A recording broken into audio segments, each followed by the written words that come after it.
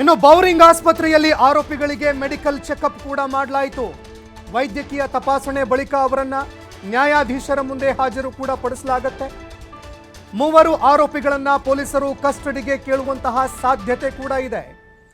ಯಾವ ಕಾರಣಕ್ಕಾಗಿ ಘೋಷಣೆಗಳನ್ನ ಕೂಗಿದ್ರು, ಘೋಷಣೆ ಕೂಗೋದಕ್ಕೆ ಇಂಟೆನ್ಷನ್ ಏನಿತ್ತು, ಅದೇ ರೀತಿಯಾಗಿ ಘೋಷಣೆ ಕೂಗೋದಕ್ಕೆ ಯಾರಾದರೂ ಇವರನ್ನ ಪ್ರೇರೇಪಿಸಿದ್ರ, ಅದೇ ರೀತಿಯಾಗಿ ಯಾವ ಕಾರಣಕ್ಕಾಗಿ ಇವರು ಘೋಷಣೆ ಕೂಗಿದ್ರು, ಈ ಎಲ್ಲ ವಿಷಯಕ್ಕೆ ಸಂಬಂಧಪಟ್ಟಂತೆ ತನಿಖೆಯನ್ನ ಮಾಡೋದಕ್ಕೆ ಅಂತ ನ್ಯಾಯಾಧೀಶರ ಮುಂದೆ ಈ ಮೂವರನ್ನ ಹಾಜರುಪಡಿಸಲಾಗುತ್ತೆ. ಅದೇ ರೀತಿಯಾಗಿ ಪೊಲೀಸರು ಹೆಚ್ಚಿನ ತನಿಖೆ ಕೂಡ ಮಾಡಬೇಕಾಗತ್ತೆ ಪ್ರಕರಣಕ್ಕೆ ಸಂಬಂಧಪಟ್ಟಂತೆ. ಹೀಗಾಗಿ ಈ ಮೂವರನ್ನ ಪೊಲೀಸರು ಕಸ್ಟಡಿಗೆ ಕೇಳುವಂತಹ ಸಾಧ್ಯತೆ ಇದೆ. ಆರೋಪಿಗಳನ್ನ ವಿಚಾರಣೆ ಕೂಡ ನಡೆಸಲಿದ್ದಾರೆ ನ್ಯಾಯಾಧೀಶರು. ಘೋಷಣೆಯನ್ನ ಕೂಗಿದ್ದು ಇವರು ಹೌದೋ ಅಲ್ವೋ, ಅದೇ ರೀತಿಯಾಗಿ FSL ವರದಿಯಲ್ಲಿ ಎಲ್ಲವೂ ಕೂಡ ಸ್ಪಷ್ಟವಾಗಿ ಇದೀಗ ದಾಖಲೆಗಳು ಕೂಡ ಸಿಕ್ಕಿದಾವೆ. ಈ ಮೂವರು ಘೋಷಣೆ ಕೂಗಿದ್ದಾರೆ ಎನ್ನುವಂಥದ್ದು ಖಚಿತವಾಗಿದೆ. ಯಾವ ಕಾರಣಕ್ಕಾಗಿ ಇವರು ಘೋಷಣೆ ಕೂಗಿದ್ರು, ಇದೆಲ್ಲದಕ್ಕೂ ಸಂಬಂಧಪಟ್ಟಂತೆ ನ್ಯಾಯಾಧೀಶರು ವಿಚಾರಣೆ ಕೂಡ ಮಾಡಲಿದ್ದಾರೆ. ಅದೇ ರೀತಿಯಾಗಿ ಬೇರೆ ಏನಾದರೂ ಇಂಟೆನ್ಷನ್ ಆಗಿದ್ದೇ ಆದರೆ ಅದಕ್ಕೆ ಸಂಬಂಧಪಟ್ಟಂತೆ ಸಾಕಷ್ಟು ತನಿಖೆ ಕೂಡ ಆಗಬೇಕಾಗತ್ತೆ. ಬೇರೆ ಏನಾದರೂ ಉದ್ದೇಶ ಇಟ್ಕೊಂಡಿದ್ರ, ಏನು ಉದ್ದೇಶ ಆಗಿತ್ತು, ಯಾವ ಕಾರಣಕ್ಕಾಗಿ ಇವರು ಘೋಷಣೆ ಕೂಗಿದ್ರು, ಇದೆಲ್ಲದಕ್ಕೂ ಸಂಬಂಧಪಟ್ಟಂತೆ ತನಿಖೆ ನಡಿಬೇಕಾಗತ್ತೆ. ಈ ಕಾರಣಕ್ಕಾಗಿ ನ್ಯಾಯಾಧೀಶರ ಬಳಿಯಲ್ಲಿ ಪೊಲೀಸರು ಇವರನ್ನ ಕಸ್ಟಡಿಗೆ ಒಪ್ಪಿಸುವಂತೆ ಕೇಳುವಂತಹ ಸಾಧ್ಯತೆ ಕೂಡ ಇದೆ. ಇನ್ನು ನ್ಯಾಯಾಧೀಶರು ವಿಚಾರಣೆ ಮಾಡಿದ ಬಳಿಕ ಖಾಕಿ ಕಸ್ಟಡಿಗೆ ಇವರನ್ನ ನೀಡುವಂತಹ ಸಾಧ್ಯತೆ ಕೂಡ ಇದೆ. ಅದೇ ರೀತಿಯಾಗಿ ಈ ಮೂವರನ್ನ ಬಂಧಿಸಿದ ಬಳಿಕ 24 ಗಂಟೆಗಳ ಒಳಗಾಗಿ ನ್ಯಾಯಾಧೀಶರ ಮುಂದೆ ಹಾಜರುಪಡಿಸಬೇಕಾಗಿತ್ತು. ಬೌರಿಂಗ್ ಆಸ್ಪತ್ರೆಯಲ್ಲಿ ಆರೋಪಿಗಳಿಗೆ ಮೆಡಿಕಲ್ ಚೆಕಪ್ ಆದ ಬಳಿಕ ನ್ಯಾಯಾಧೀಶರ ಮುಂದೆ ಹಾಜರುಪಡಿಸೋದಕ್ಕೆ ಅಂತ ಕರೆದುಕೊಂಡು ಹೋಗಲಾಗ್ತಾ ಇದೆ.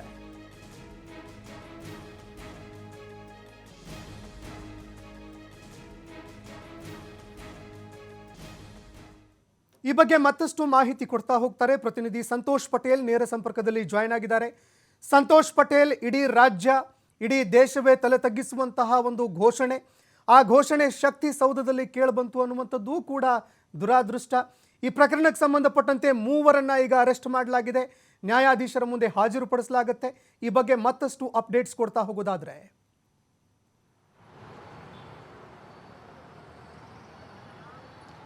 ಸಂತೋಷ್, ಏನು ಶಕ್ತಿ ಕೇಂದ್ರದಲ್ಲಿ ಪಾಕ್ ಪರವಾಗಿ ಘೋಷಣೆಯನ್ನು ಕೂಗಿದ್ರು, ಪಾಕ್ ಪರ ಘೋಷಣೆ ಕೂಗಿದ ಬೆನ್ನಲ್ಲೇ ಈ ಬಗ್ಗೆ ಸಾಕಷ್ಟು ದೇಶಾದ್ಯಂತ ರಾಜ್ಯದಾದ್ಯಂತ ವಿರೋಧ ಪಕ್ಷಗಳು ಕೂಡ ಸಾಕಷ್ಟು ಟೀಕೆಯನ್ನು ಮಾಡಿದ್ದು.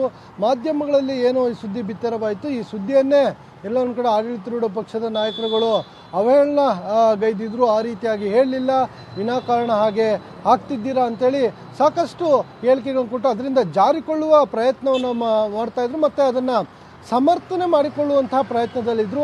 ಆದರೆ ತಾಂತ್ರಿಕವಾಗಿ ಆ ವಿಡಿಯೋವನ್ನು ಫುಟೇಜನ್ನು FSLಗೆ ಕಳಿಸಿದಾಗ ಅಲ್ಲಿ ಪಾಕ್ ಪರ ಘೋಷಣೆ ಕೂಗಿರುವಂಥದ್ದು ಮೊದಲು ಆರಂಭದಲ್ಲಿ ಸಾಬೀತಾಗುತ್ತೆ. ಅದಾದ ನಂತರ ಘಟನೆ ನಡೆದಾಗ ಏನು ನಾಸೀರ್ ಹುಸೇನ್ ಜೊತೆ ಇದ್ದಂಥ ಬೆಂಬಲಿಗರಲ್ಲಿ ಯಾರು ಜಿಂದಾಬಾದನ್ನು ಕೂಗಿದ್ರು ಅವರನ್ನು ಐಡೆಂಟಿಫೈ ಮಾಡಿ ಒಂದಿಷ್ಟು ಜನ ಎನ್ಕ್ವೈರಿ ಮಾಡಿ ಅವರ ವಾಯ್ಸ್ ಸ್ಯಾಂಪಲ್ಗಳನ್ನು ವಿಧಾನಸೌಧ ಪೊಲೀಸರು ತೆಗೆದುಕೊಂಡಿದ್ರು. ಅದನ್ನು ತೆಗೆದುಕೊಂಡು FSLಗೆ ಕಳಿಸಿದ್ರು. ಏನು ಪಾಕ್ ಪರ ಘೋಷಣೆ ಕೂಗಿದ್ಕೊ ಮತ್ತು ಇವರ ಬಳಿ ತೆಗೆದುಕೊಂಡಿದ್ದಂತಹ ಆಡಿಯೋ ಸ್ಯಾಂಪಲ್ಗಳೇನಿತ್ತು ಅದು FSLನಲ್ಲಿ ಎರಡನ್ನೂ ಕೂಡ ಮ್ಯಾಚ್ ಮಾಡಿದಾಗ ಕೂಗಿದಂಥವ್ರು ಯಾರ್ಯಾರು ಅನ್ನೋದ್ರ ಬಗ್ಗೆ ಅಲ್ಲಿ ಐಡೆಂಟಿಫೈ ಮಾಡಿ ಕೊಟ್ಟಿರುವಂಥದ್ದು. ಆ ಒಂದು FSL ವರದಿಯನ್ನು ಆಧಾರವಾಗಿ ಇಟ್ಕೊಂಡು ವಿಧಾನಸೌಧ ಪೊಲೀಸರು ಮೂವರನ್ನು ಬಂಧನ ಮಾಡಿರುವಂಥದ್ದು.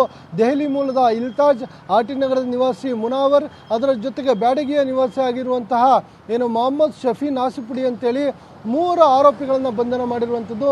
ಮೂರು ಆರೋಪಿಗಳನ್ನು ಬಂಧಿಸಿ ಈಗಾಗಲೇ ವೈದ್ಯಕೀಯ ಪರೀಕ್ಷೆಯನ್ನು ಮಾಡಿ ಅವ್ರನ್ನ ನ್ಯಾಯಾಧೀಶರ ಮನೆಗೆ ಪ್ರೊಡ್ಯೂಸ್ ಮಾಡ್ತಾ ಇರುವಂಥದ್ದು. ಅಲ್ಲಿಗೆ ಪ್ರೊಡ್ಯೂಸ್ ಮಾಡಿದ ಬಳಿಕ ಪ್ರಕರಣಕ್ಕೆ ಸಂಬಂಧಪಟ್ಟ ಹಾಗೆ ಆರೋಪಿಗಳನ್ನು ಹೆಚ್ಚಿನ ವಿಚಾರಣೆಯನ್ನು ಮಾಡಲಿಕ್ಕೆ ಒಂದು ಪೊಲೀಸ್ ಕಸ್ಟಡಿಗೆ ಕೇಳುವ ಸಾಧ್ಯತೆ ಇರುವಂಥದ್ದು. ಯಾಕೆಂತ ಹೇಳಿದ್ರೆ ಈಗಾಗಲೇ ವಿರೋಧ ಪಕ್ಷಗಳು ಸಾಕಷ್ಟು ಆರೋಪವನ್ನು ಮಾಡಿರುವಂಥದ್ದು. ಅವರೇ ಇದನ್ನು ಖುದ್ದಾಗಿ ಹೇಳಿಸಿರುವಂಥ ಸಾಧ್ಯತೆಗಳಿದೆ. ಅಲ್ಲಿ ಬಂದಿದ್ದಂಥವ್ರು ಯಾರು, ಎಲ್ಲರೂ ಕೂಡ ನಾಸೀರ್ ಹುಸೇನ್ ಅವರ ಬೆಂಬಲಿಗರು, ಅಭಿಮಾನಿಗಳು, ಅವ್ರಿಗೆ ಗೊತ್ತಿರುವಂಥವ್ರು ಬಂದಿರ್ತಾರೆ. ಶಕ್ತಿ ಕೇಂದ್ರಕ್ಕೆ ಒಳಗೆ ಬರಬೇಕು ಅಂದರೆ ಸಾಮಾನ್ಯವಾಗಿ ಜನಸಾಮಾನ್ಯ ನೇರವಾಗಿ ಎಂಟ್ರಿಯನ್ನು ತೆಗೆದುಕೊಳ್ಳಲಿಕ್ಕೆ ಸಾಧ್ಯವಿಲ್ಲ. ಅದು ಇಂತಹ ಕಾರ್ಯಕ್ರಮಗಳಲ್ಲಿ ಏನೋ ಚುನಾವಣೆ ಇತ್ತು, ಅದರ ಒಂದು ಚುನಾವಣೆಯ ಫಲಿತಾಂಶದ ದಿನ ಅದು ಘೋಷಣೆಯನ್ನು ಮಾಡ್ತಾ ಇದ್ರು. ಈ ಸಂದರ್ಭದಲ್ಲಿ ಅವ್ರಿಗೆ ಗೊತ್ತಿರುವಂಥವರೇ ಬಂದಿರುವಂಥದ್ದು. ಹೀಗಾಗಿ ಇದಕ್ಕೆ ಅವರು ಕೂಡ ನೇರವಾಗಿ ಕಾರಣ ಆಗ್ತಾರೆ. ಸೊ ಇದೆಲ್ಲವೂ ಗೊತ್ತಿದ್ರು ಆಡಳಿತಾರೂಢ ಪಕ್ಷ ಎಲ್ಲೂ ಕೂಡ ಆ ರೀತಿಯಾಗಿ ಘೋಷಣೆಯನ್ನು ಕೂಗಿಲ್ಲ. ಇದೆಲ್ಲವೂ ಸುಳ್ಳು, ಯಾರೋ ವಿಡಿಯೋವನ್ನು ಮಾರ್ಫಿಂಗ್ ಮಾಡಿದ್ದಾರೆ, ಬಿಜೆಪಿಯವರೇ ಕೂಡ ಇದನ್ನು ಮಾಡಿರ್ಬೋದು, ಈ ರೀತಿಯಾಗಿ ಸಾಕಷ್ಟು ಹೇಳಿಕೆಗಳನ್ನು ಕೊಡ್ತಾ ಬಂದರು. ಆದರೆ ಅವೆಲ್ಲದಕ್ಕೂ ಕೂಡ ಈಗ ಪೊಲೀಸ್ ಸ್ಟಾಪ್ ಬಿದ್ದಿರುವಂಥದ್ದು, 3 ಆರೋಪಿಗಳನ್ನು ಬಂಧಿಸುವ ಮುಖಾಂತರ ಪಾಕ್ ಪರ ಘೋಷಣೆ ಕೂಗಿರುವಂಥದ್ದು ಸಾಬೀತಾಗಿದೆ. ಸದ್ಯಕ್ಕೆ ಅವರ ವಿರುದ್ಧ ಪ್ರಕರಣ ದಾಖಲು ಮಾಡಿಕೊಂಡಿರುವಂತಹ ಪೊಲೀಸರು ವಿಚಾರಣೆ ನಡೆಸ್ತಾ ಇರುವಂತದ್ದು. ಈಗ ಈ ಒಂದು ಗಂಭೀರವಾಗಿರುವಂತಹ ಆರೋಪದ ಬಳಿಕ ನ್ಯಾಯಾಧೀಶರ ಮುಂದೆ ಅವರನ್ನ ಹಾಜರುಪಡಿಸಲಾಗುತ್ತೆ. ಅದೇ ರೀತಿಯಾಗಿ ಮುಂದೆ ಯಾವ ರೀತಿಯಾಗಿ ಪ್ರಕ್ರಿಯೆ ನಡೆಯುತ್ತೆ ಅಂತ ಪೊಲೀಸರ ಕಸ್ಟಡಿಗೆ ಕೇಳುವಂತಹ ಸಾಧ್ಯತೆ ಇದೆಯಾ? ಅದೇ ರೀತಿಯಾಗಿ ಒಂದು ಅನುಮಾನ ಕೂಡ ಕಾಡತ್ತೆ, ಒಳಗಡೆ ಬಿಟ್ಟವ್ರು ಯಾರು ಅನ್ನುವಂತಹ ಪ್ರಶ್ನೆ, ಪಾಸ್ ಕೊಡಿಸಿದವರು ಯಾರು ಅನ್ನುವಂತಹ ಪ್ರಶ್ನೆ. ಅದೇ ರೀತಿಯಾಗಿ ಯಾರಾದರೂ ಈ ರೀತಿಯಾಗಿ ಘೋಷಣೆ ಹೇಳೋದಕ್ಕೆ ಹೇಳಿಕೊಟ್ರ, ಮೋಟಿವೇಟ್ ಮಾಡಿದ್ರ, ಈ ರೀತಿಯಾಗಿ ತನಿಖೆ ಮುಂದುವರಿಬಹುದಾ? ಇದಕ್ಕೆಲ್ಲ ಉತ್ತರ ಸಿಗಬಹುದಾ ಅಂತ?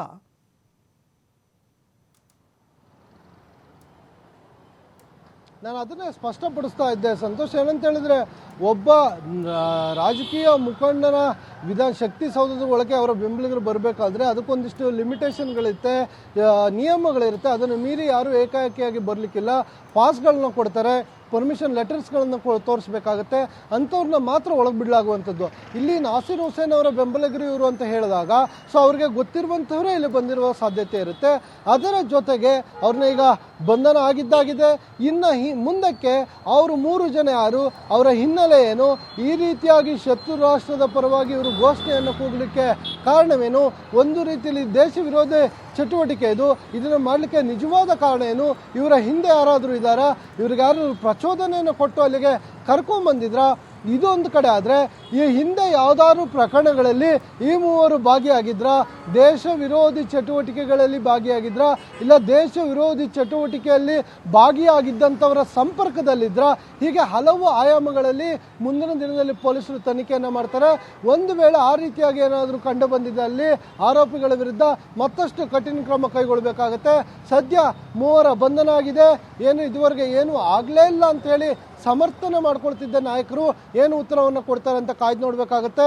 ಆದರೆ ಒಂದು ವೇಳೆ FSL ವರದಿಯಲ್ಲಿ ಇದು ಹೌದು ಸತ್ಯ ಅಂತ ಬಂದರೆ ನಾವು ಕಠಿಣ ಕ್ರಮವನ್ನು ಕೈಗೊಳ್ತೀವಿ ಅಂತ ಸರ್ಕಾರ ಕೂಡ ಹೇಳಿತ್ತು, CM ಅವರು ಹೇಳಿದ್ರು, ಹೋಮ್ ಮಿನಿಸ್ಟರ್ ಕೂಡ ಹೇಳಿದ್ರು. ಯಾವುದೇ ಮುಲಾಜಿಲ್ಲದೆ ನಾವು ಕಠಿಣ ಕ್ರಮವನ್ನು ಕೈಗೊಳ್ತೀವಿ, ಇದು ದೇಶ ವಿರೋಧಿ ಚಟುವಟಿಕೆ ಆಗುತ್ತೆ, ದೇಶದ ವಿರುದ್ಧ ಯಾರೇ ಏನೋ ಮಾಡಿದ್ರು ಯಾವುದೇ ಮುಲಾಜನ್ನು ಇಟ್ಕೊಳ್ಳಲ್ಲ ಅಂತ. ಸದ್ಯಕ್ಕೆ ಈಗ ಲೋಕಸಭೆ ಚುನಾವಣೆ ಕೂಡ ಬರ್ತಾ ಇದೆ. ಇದೇ ಸಂದರ್ಭದಲ್ಲಿ ಕೆಲವರು ಸಮರ್ಥನೆ ಮಾಡ್ಕೊಳ್ಳೋದಕ್ಕೆ ಪ್ರಯತ್ನ ಪಟ್ಟರು. ಬಿಜೆಪಿ ತನ್ನದೇ ಆದಂತಹ ಒಂದು FSL ವರದಿಯನ್ನ ಕೂಡ ಬಿಡುಗಡೆ ಮಾಡ್ತು. ಬಿಜೆಪಿಗೆ ಒಂದು ರೀತಿಯಲ್ಲಿ ಈ ಸಂದರ್ಭದಲ್ಲಿ ಒಂದು ಅಸ್ತ್ರ ಸಿಕ್ತಾ ಅಂತ. ಅದೇ ರೀತಿಯಾಗಿ ಇದು ಲೋಕಸಭೆ ಚುನಾವಣೆಯಲ್ಲಿ ಪ್ರಬಲ ಅಸ್ತ್ರವಾಗಿ ಬಿಜೆಪಿಗೆ ಪರಿಣಾಮ ಆಗಬಹುದಾ ಅಂತ?